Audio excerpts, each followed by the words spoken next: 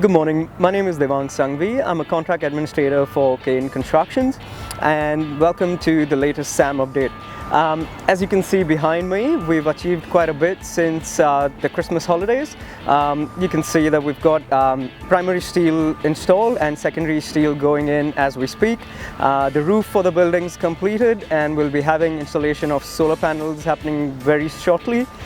You can also see the facade panels being unloaded, and those will be installed in the forthcoming weeks. Internally, we've finished major services rough-in into the ceiling spaces, and we've got partition walls going up as well. Yeah, fair bit going on at the moment, and exciting times to be on the project. In light of the COVID-19 outbreak, we are implementing best practice to ensure the safety of our workers and the community. We are implementing social distancing on our site, as well as sanitizing of the entire site continuously. We've also installed additional cleaning facilities and hand sanitizers throughout the site, and hoping everyone stays safe during these tough times. Thank you.